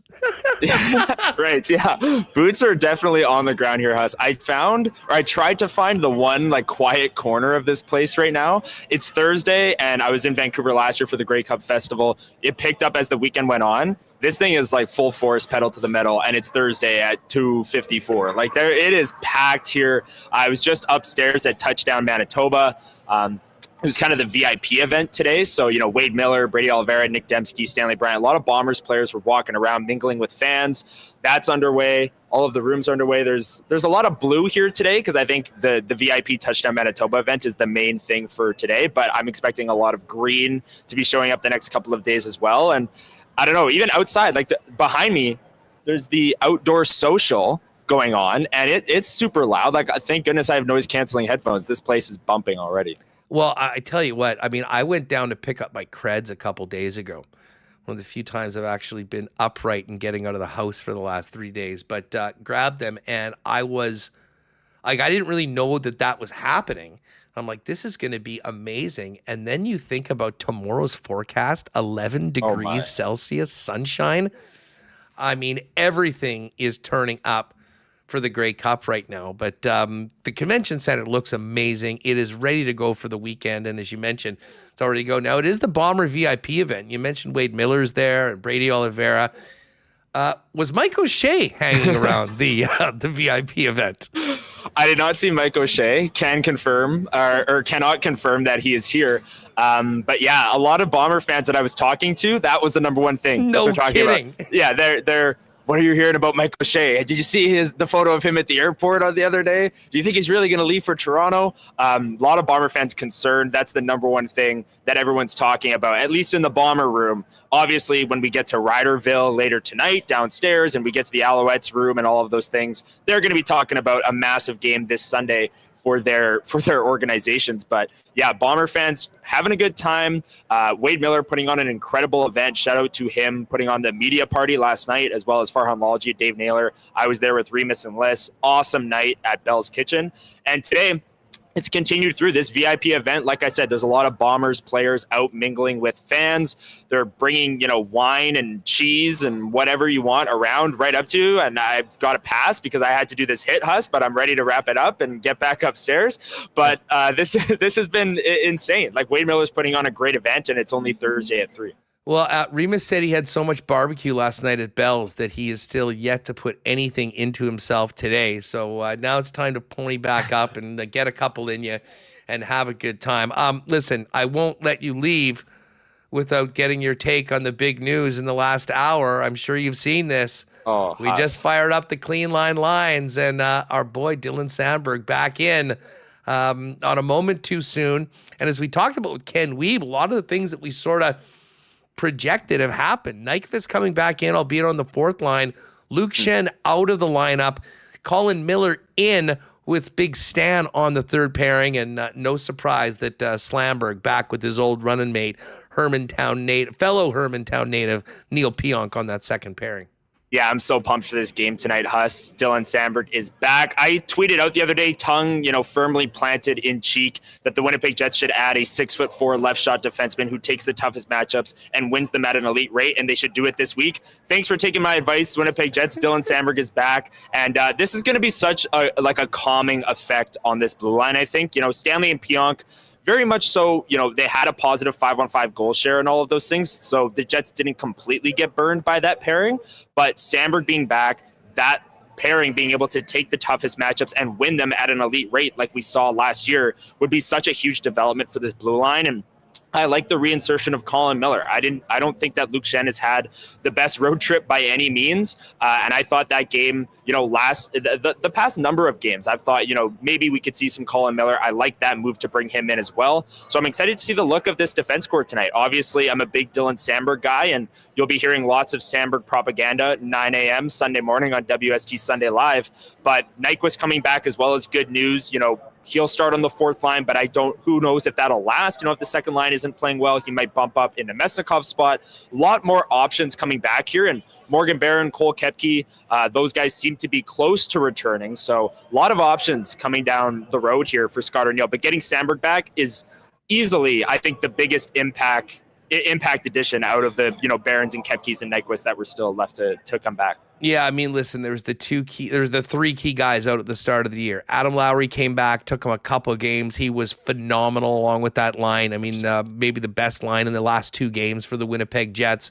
Cole Perfetti now back. You're already seeing some chemistry with Jonathan Taves. I don't think it'll take a long time for Neil Pionk and Dylan Sandberg to get reacquainted with each other, and that's great news for the Jets. Of course, Joey Decord, who shut the Jets out in that game earlier, he's on IR. So it looks like it's Connor Hellebuck and Philip Grubauer doing it up tonight in the 9 p.m. start. You've got plenty of time to enjoy Grey Cup festivities before tonight's puck drop. Connor will let you get back there to enjoy Touchdown Manitoba. Folks, if you're down there, Keep an eye on him. Make sure he's keeping it straight. No, seriously. Have a great time. We'll look forward to seeing you on the weekend.